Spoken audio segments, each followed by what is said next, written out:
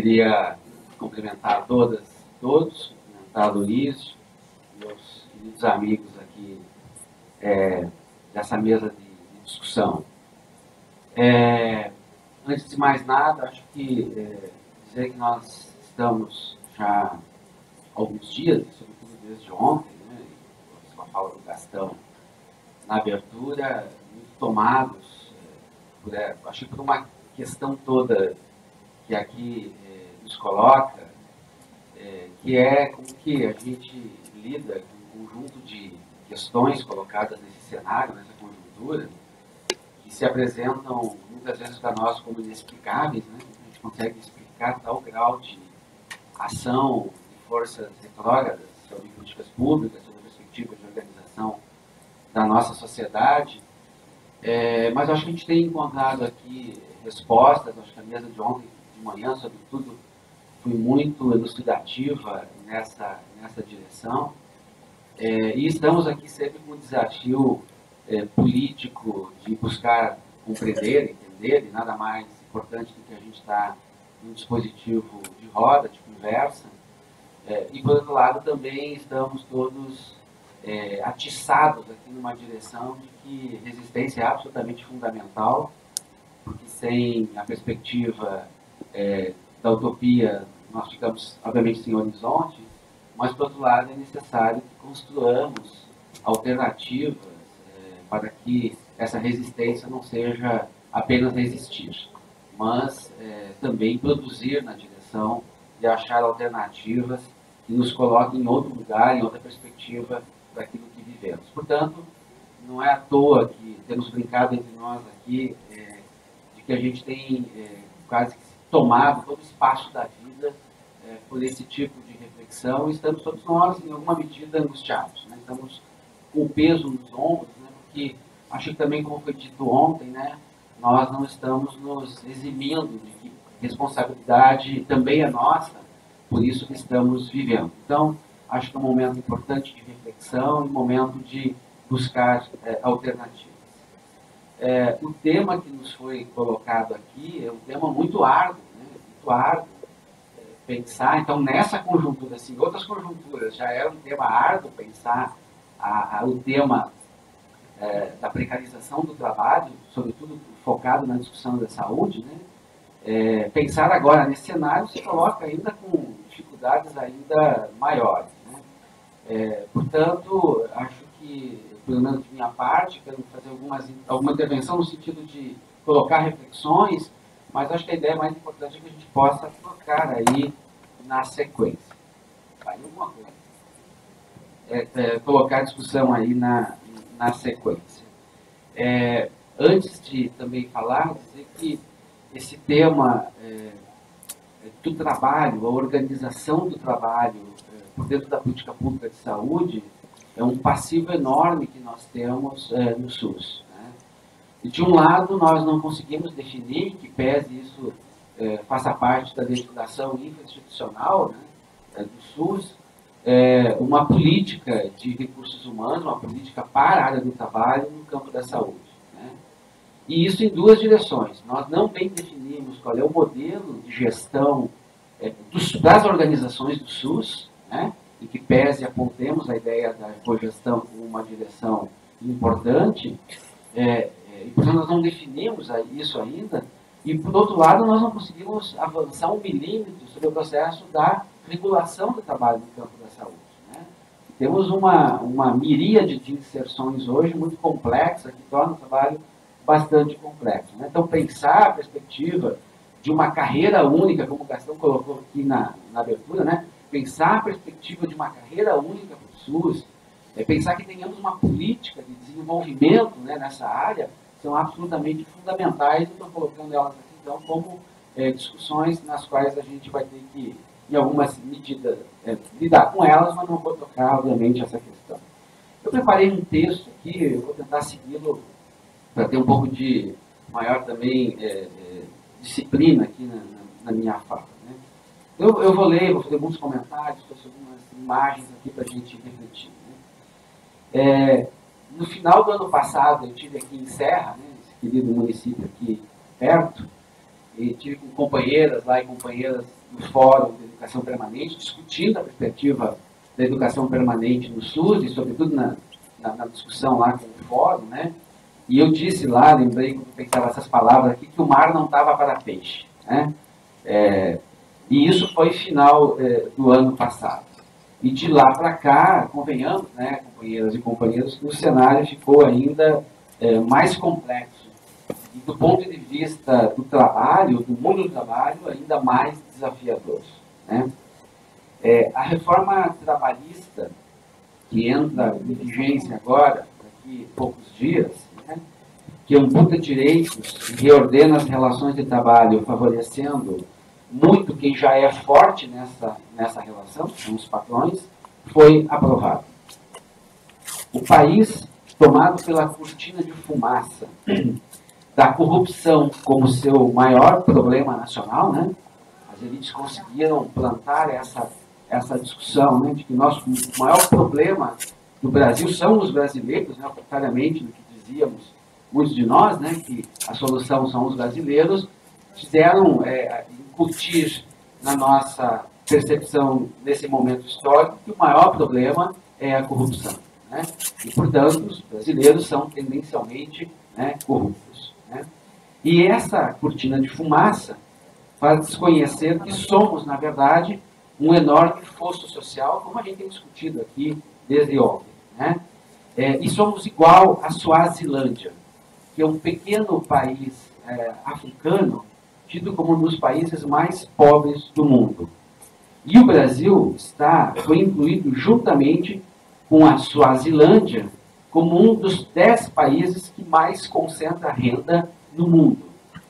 Aqui, 5% dos mais ricos têm a mesma renda do restante 95%, revelando a brutal desigualdade e o fosso abismal entre ricos e pobres, né? Acho que nós temos conversado, né, isso, obviamente, não pode ser jamais desconsiderado nossas análises. Nós temos um padrão de estruturação da organização da sociedade brasileira que coloca absolutamente essa questão, né? Somos o país, junto com a Suazilândia, né, é um país que nós praticamente nunca ouvimos falar, mas um dos países mais pobres do mundo, né? Estamos ao lado desse país em relação à concentração de renda. Quando a gente compara o Brasil à Suazilândia, a Suazilândia não aparece nem no percentual de PIB mundial. E nós continuamos ainda sendo aí o décimo alguma coisa, país mais rico do planeta. Então nós temos de fato que considerar isso, que talvez esse seja o nosso maior problema e não necessariamente aquele outro que falava antes. Mas bem, isso não é bem um problema, aponta a nossa classe dominante, né, que a quase tudo domina. Não bastasse, eu queria que colocassem aqui a sua voz, Jade, não bastasse, estamos tomados, ou querem nos tomar, por uma pauta moral também cortina de fumaça. O que é aceitável, o que é tolerável, como comportamento individual e coletivo, está sendo regulado por forças das mais retrógradas deste país, as mesmas que se banqueteiam com os miseráveis. Eu tomo emprestado aqui uma reflexão do Mimo Carta, que é o diretor-chefe da Carta Capital, que é uma revista importante de circulação de informação no Brasil, agora de 4 de outubro, e vocês conhecem essa foto aí, né? E o Mimo Carta, nessa edição, né, ele diz que essa foto que vocês viram, que foi uma instalação feita no MAN, no Rio, há dias atrás, que essa foto choca a muitos, chocou a muitos, né? E isso virou um debate importante, que em alguma medida é mais um debate, na minha opinião, cortina de fumaça, porque desvia de um conjunto de questões. A gente pode perguntar se isso aí é arte ou não, se esse tipo de manifestação é arte ou não, mas boa parte da mídia e daqueles que formam opinião tomaram isso como uma questão, né? De outra parte, já de volta, por favor, né? De outra parte, esta outra foto aí,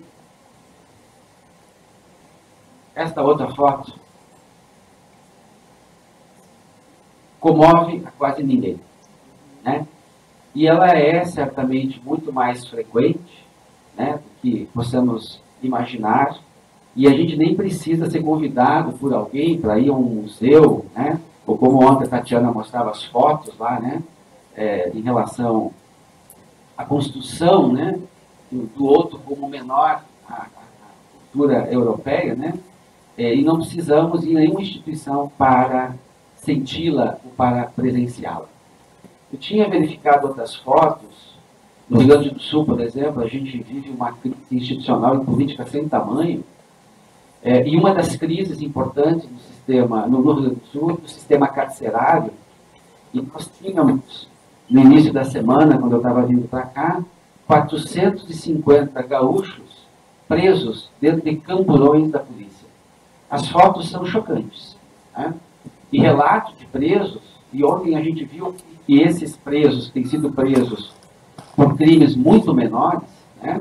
Presos há 26, 30 dias dentro de camburões, fazendo frio no Rio Grande do Sul, que fez esses dias agora, né? Fazendo calor também, e os agentes penitenciários tendo que pegar essas pessoas para levar até o banheiro, alimentá-los, numa situação de absoluta indignidade, né? Em relação àquilo que a gente possa imaginar do tratamento do outro. Bem, você pode fechar, Jade?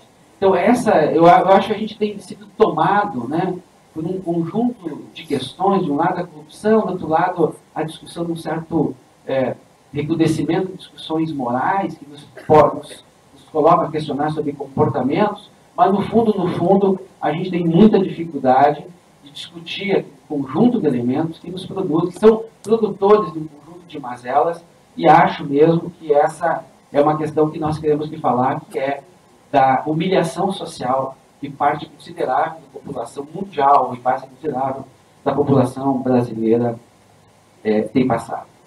Parece, em alguma medida, que nós perdemos parte de nossa civilidade. Falando dessas questões aqui, de que parece que perdemos a nossa civilidade nesses últimos anos, né? E que a pouca distribuição de renda que esse país viveu por pouco mais de uma década está sendo cobrada pela elite cleptomaníaca com juros e correção monetárias exponenciais, né? A pouca distribuição de renda que esse país viveu em pouco mais de um ano e meio tem sido cobrado com muita veemência, né? Na área da saúde, no SUS, as alterações que têm sido implementadas e outras que estão ainda em estudos de bastidores destroem uma invenção que um dia ousamos dizer que foi um patrimônio da humanidade. O SUS foi tão alterado a ponto que em algumas questões nós não o reconhecemos. O que nos força a pensar de um lado, eu acho que isso é importante, de que esta obra social e política, desde o tempo da sua concepção e sua feitura, enfrentou interesses poderosos que nunca se resignaram à sua orientação de universalidade e de equidade, né? Acho que essa é uma questão importante a considerar, que nós temos uma elite e uma classe dominante no Brasil que é muito pouco capaz de resignar-se, né? Ela sempre se recolhe, mas sempre quando tem oportunidade, ela avança para retomar aquilo que, em tese, era seu. E as alterações que o SUS sofreu nesses últimos 2 anos fez perder parte de sua materialidade. O desfinanciamento do SUS foi constitucionalizado pela Emenda Constitucional 86 e pela Emenda Constitucional 95. Esse é um fenômeno importantíssimo, né? Há um processo ativo de desconstitucionalização da política pública, né, que muitos têm dito, né, ou seja, de retirada da Constituição da política pública do SUS. Por outro lado, paradoxalmente, nós constitucionalizamos o desfinanciamento do SUS, porque agora é constitucional que ele fique desfinanciado, por essas 2 emendas colocadas à Constituição, né? A proposta aprovada na CIT, né, recentemente, de uma nova Política Nacional de Atenção Básica, expõe um projeto de pauperização da atenção básica no Brasil, que me leva a relembrar um escrito do professor Mário Testa, né, lá pelos idos de 1990, sobre a atenção primária em saúde, ele se referia como atenção primitiva de saúde, que é essa que a nova PNAB está querendo implementar no Brasil. E primitiva por quê? Porque incapaz de se oferecer como um movimento ético, técnico e político de superação dos sistemas fragmentados de saúde, que é a tarefa da atenção primária. A tarefa da função primária num sistema público de saúde é ser o grande campo de reorganização do sistema de saúde e, consequentemente, das práticas. E essa proposta, né, da nova PNAB e do desfinanciamento do SUS, constitucionalizado agora, está em fina sintonia com uma agenda que busca transformar parte considerável dos brasileiros, aqueles que têm ainda alguma renda, em consumidores de oferta desqualificada de serviços de saúde por via dos planos populares de saúde, que está na iminência de ser aprovado, nas nossas barbas, está na iminência de ser aprovado pelo Ministério da Saúde, né? E que certamente, né, a oferta dessa saúde desqualificada, por uma atenção básica desqualificada, por planos de saúde desqualificados, recrudescerá a qualidade de vida de boa parte dos brasileiros, e poderíamos falar que um bom bocado de tempo ainda vai ampliar as mazelas que afligem o SUS. Gastão falou aqui do importante estudo liderado por alguns pesquisadores internacionais e com pesquisadores da Federal da Bahia, que a nova PNAB, em sendo aprovada, ela aumenta a mortalidade infantil, por exemplo, em 3 mortes infantis a mais a cada 1000 nascidos vivos, só por uma mexida na PNAB. Portanto, as mexidas feitas no sistema público de saúde, eles repercutem não só, nós vamos tratar daqui a pouco, sobre as questões do trabalho em saúde, como atingem diretamente conquistas sanitárias, na perspectiva de que a gente mexerá em indicadores que nós tínhamos alguma tendência de melhora, né? Para nós é impensável no Brasil, SUS 30 anos, que a gente aumente a mortalidade infantil no Brasil. Mas o que está sendo apontado aí, né? Só nesses 2 anos do governo Temer, né, quase 5 milhões de pessoas voltaram à miséria e mexida na política pública, nós vamos ter uma piora na qualidade de vida dos brasileiros nesses próximos anos. Mas nossa opção política, ética, ela nunca nos prometeu um longo verão, né? E sempre nos exigiu uma construção coerente a princípios éticos e humanitários e vigilância constante sobre as repercussões da nossa própria ação. Vivemos um inverno, né? Sem dúvida um triste inverno. E os invernos nos servem, muitas vezes, né, para muitas coisas, né? Acho que inverno é tempo, eu sou do sul, né, e a gente tem lá convive com o inverno. O inverno é um tempo de recolhimento reflexivo, de buscar compreender o que se passa na vida e construir saídas, né? Pois o inverno, ele traz a utopia da primavera. E como no ciclo da natureza, a primavera pode até tardar, mas ela se faz comparecer. Inverno é tempo de fazer reparações, né? As plantas, por exemplo, nesse período, se dedicam a reforçar estruturas fundamentais, destinando energias para as fundações que as sustentam. Portanto, inverno é tempo de resistir, de reinventar, mas também tempo, em alguma medida, para torcer pela sorte de que o frio não seja congelante a ponto de não fazer a vida o novo brotar. Assim, estamos em meio a uma encruzilhada. Mas, como não somos plantas, né? Somos seres superiores, nem formamos uma floresta, mas somos sujeitos que se produz e se traduz em muitos coletivos. Talvez a resistência ao inverno possa ser de outra natureza, né? E nos convoque a outras empreitadas. A dureza do inverno depende e muito de nossa capacidade de resistir. Seu espectro congelante depende de correlação de forças, portanto, de política.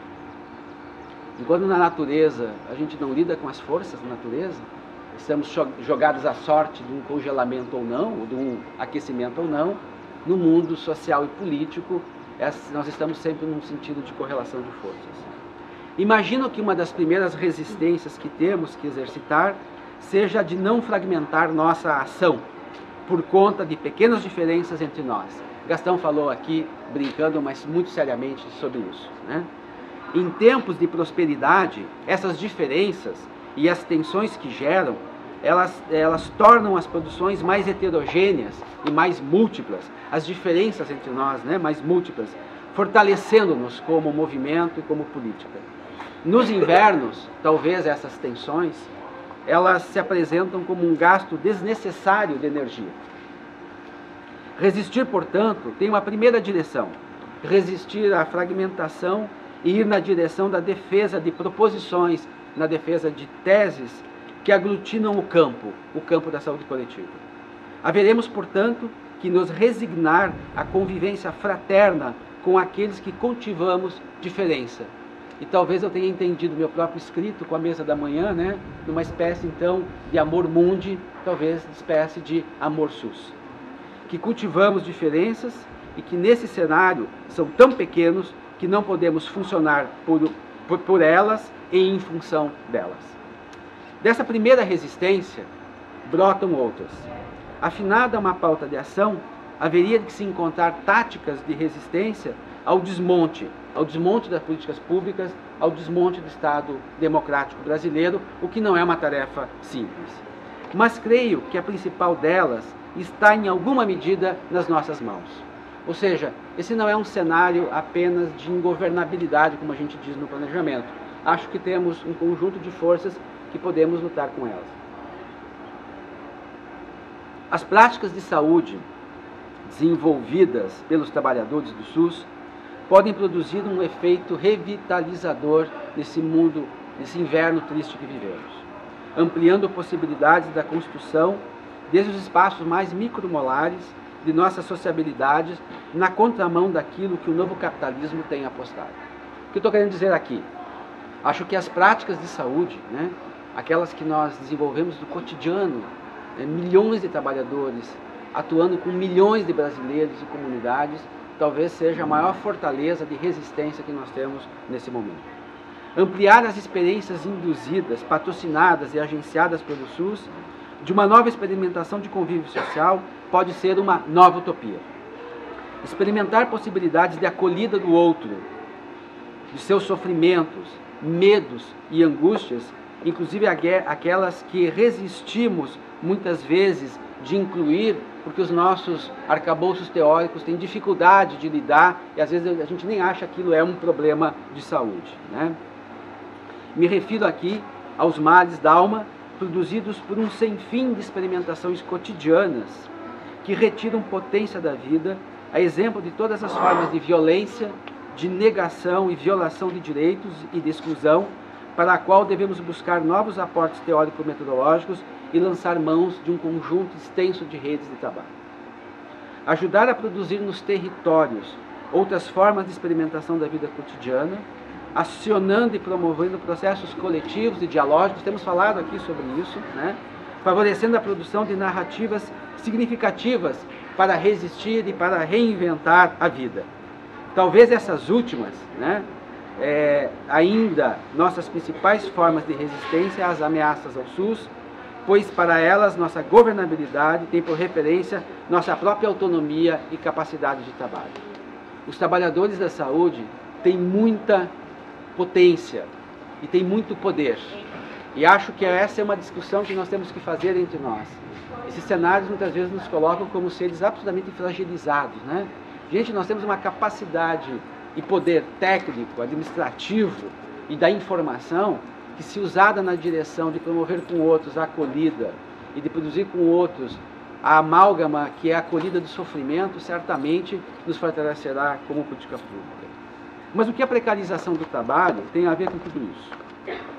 Relações precárias de trabalho remetem genericamente à perda no campo dos direitos trabalhistas, decorrente de um conjunto amplo e variado de mudanças nas relações e condições de trabalho emergentes, tanto como exigência de novos modelos e padrões produtivos, né? E a eterna busca do capital de se livrar da necessidade de trabalho humano, né? Como de novas necessidades de acumulação privada do capital.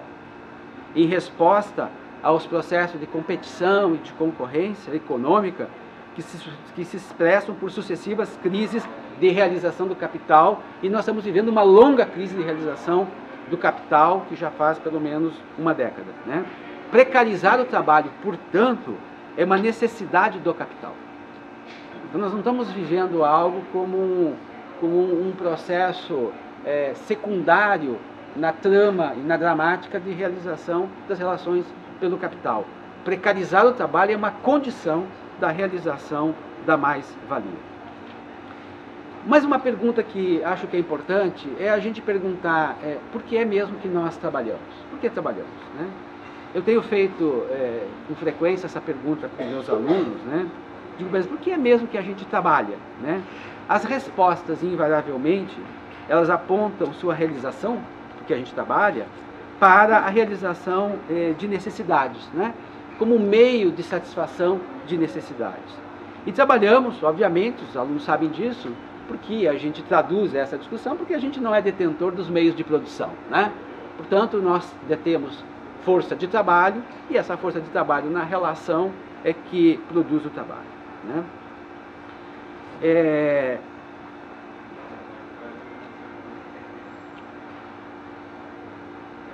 Incrível pensar que a produção simbólica em torno do trabalho, né, que essa dimensão que eu estou falando aqui, obviamente derivada de experiências que perpassam gerações e gerações nossas, né, conseguiu sedimentar essa conotação como a conotação única do trabalho. Nós trabalhamos por necessidade. E, portanto, se nós tivéssemos suprido necessidade, não trabalharíamos, né? Dizia Marx que o trabalho ideal, acho que ele fala isso na ideologia alemã, né, seria algo como pescar de manhã e escrever poesia à tarde. Ou seja, nos livraríamos das necessidades radicais trabalhando parte do dia, e outra parte seria dedicada à fruição, né, dessa liberdade que nós desenvolvemos e ali, né, nessa fruição de escrever a poesia, nos desenvolveríamos propriamente como humanos, né? Parece que mesmo nessa perspectiva o trabalho teria sido, né, concebido como um fardo para a humanidade, considerando que alguma forma de que a dimensão ontogenética do trabalho, que nós nos produzimos pelo trabalho, só seria pertinente quando essa fosse dedicada a uma racionalidade estética, destinado, portanto, à produção, aquilo que ele vai chamar de escrever poesia à tarde. Ou seja, parece que no desenvolvimento da atividade primária não haveria ali, propriamente, uma produção ontogenética que pudesse ser chamada de digna. Mas o que importa é que as experiências do trabalho, sob as regras do capital, tornaram para a maioria de nós, para a maioria dos cidadãos do planeta, né, apenas como pescar. Trabalho estranhado, capturado por sua dimensão de realização econômica, de feitura de mercadorias. E haveria outra possibilidade de a gente pensar o trabalho, né? Para nós que estamos no campo da saúde, imaginem, né? Eu com a minha... Desculpa, eu estou lendo aqui, gente, me avisa aí quando eu tenho que parar, Luiz. Eu não vou muito mais longe do que isso. O que eu estou colocando aqui é dizer que, para boa parte de nós, trabalhar se coloca como uma espécie de necessidade necessária, né? E de que nós só trabalhamos porque é necessário trabalhar. Imagine as implicações disso no trabalho da saúde, né? Onde o trabalho, né, ele acontece na sua realização num encontro com o outro, né? Tirando toda a ideia de complexo produtivo, mas quando a gente pegar o trabalho fim da saúde, que é produzir saúde com os outros, depende de relação entre pessoas. Se a concepção dos trabalhadores da saúde é de que a gente realiza o trabalho porque é necessário trabalhar, como é que a gente entra num outro regime de trabalho que nos permite, então, conceber que isso também é algo que devemos provocar em nós, né? Pois bem, o Gastão Campos, essa figura que esteve aqui conosco, né, produziu uma interessante crítica a essa concepção negativa do trabalho. Então, eu estou dizendo aqui que nós produzimos, como humanidade, uma concepção muito negativa do trabalho, né? O que remete a uma ideia de uma espécie de maldição, né? A gente trabalha porque nós somos amaldiçoados, né? E trabalhamos para responder a essa maldição. E o Gastão disse também que praticamente todas as teorias contemporâneas de administração trataram sempre de tornar o trabalho como um insumo, né, de processo de trabalho. Logo, as teorias de administração do trabalho na área da saúde, ele está falando, né, funciona como formas de controlar e formas de pôr o trabalho nosso à disposição dos equipamentos de saúde para exercer o nosso trabalho. Então, a tarefa que teríamos seria ampliar o desejo e ampliar a vontade de trabalhar dos trabalhadores, né? Mas isso seria possível às vésperas do processo de precarização, né? Ampliar a vontade nossa, o desejo nosso de trabalhar. E lembremos que mesmo antes dessa famigerada reforma do trabalho, né, os trabalhadores da saúde já experimentam, né, uma variada gama de vínculos e regimes de trabalho, fazendo aparecer nesses estabelecimentos, nos nossos hospitais, nas nossas UPAs, etc., e nas nossas equipes de saúde, trabalhadores em empregos públicos. Então nós temos um mosaico de composição, nós temos trabalhadores públicos típicos, nós temos trabalhadores com emprego público, como por exemplo nas fundações públicas de direito privada, comparecem na cena de trabalho trabalhadores com contratos temporários, prestadores de serviços, né? Trabalhadores seletistas clássicos, entre aspas, entre outros, conformando um mosaico bastante complexo de perspectivas de inserção dos trabalhadores, tornando bastante difícil a experimentação do trabalho em equipe, por exemplo, né? Estou dizendo, por um lado, né, eu vou deixar aqui para os outros dois arrumar alternativa para isso, mas eu estou dizendo que a ideia da precarização como reforma do trabalho vai ampliar possivelmente uma experiência já muito dura que nós temos de organização do trabalho, né? Qual a saída, por exemplo, apontada a partir das reflexões de Gastão e outros autores, obviamente, né? A saída seria basicamente por duas vias, e ele nos disse aqui na quinta-feira, ou na terça-feira, né? A primeira é a introdução, a inserção dos trabalhadores em processos de cogestão.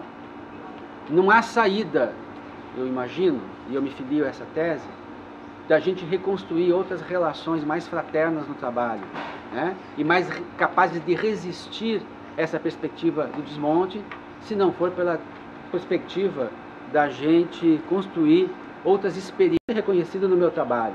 Desejo ter condições dignas de trabalho e quero ser bem remunerado, não é? A gente tem que dizer isso. E isso tem que ir para a roda, né? Porque isso entra em alguma medida em composição com os gestores usuários, mas pode entrar em rota de colisão. Porque significar eu ganhar mais, em alguma medida do padrão tributário que nós temos no Brasil, aumentar impostos, por exemplo. O povo não quer aumentar impostos. Mas também não sei se seja essa a alternativa. Eu estou terminando já agora, né? É claro que os usuários estariam em certa desvantagem conosco nesta relação, porque nós somos muito poderosos, né? E isso poderia ser corrigido pela afirmação do enunciado ético nosso da produção de saúde como um dever imperativo, né? Nós entramos nessa relação com um imperativo ético de que nós cuidamos, nós temos responsabilidades pelo cuidado. De outra parte, reconhecer que os estabelecimentos de saúde, além de produzir saúde em torno do seu objetivo específico, as organizações produzem saúde, né? Nós também produzimos sujeitos nessas organizações.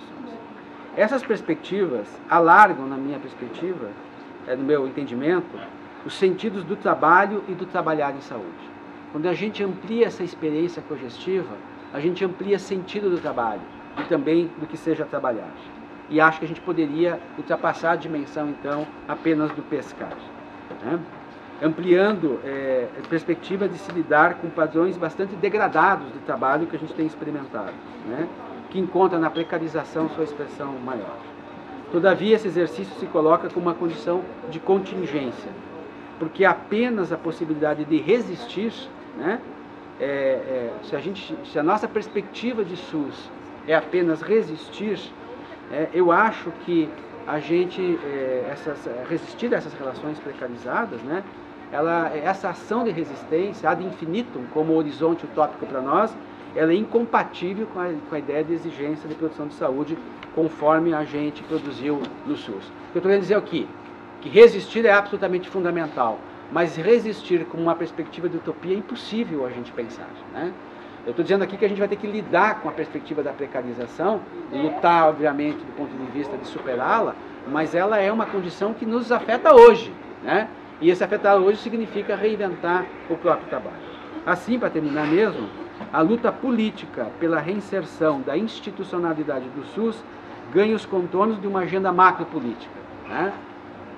Aquela mesma que eu apontava lá no início como capaz de aglutinar agendas de distintos sujeitos que conformam o campo da saúde coletiva, né? É uma agenda macropolítica que acho que é capaz de organizar o conjunto de atores e movimentos que circulam e se formam por dentro da saúde coletiva.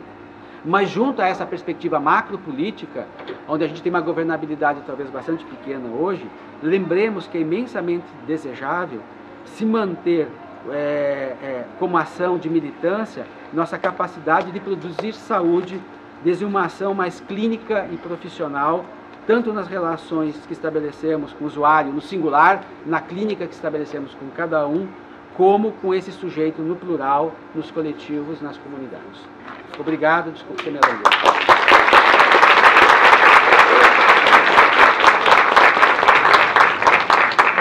Obrigado, Dário. Eu queria dar continuidade às exposições, convidando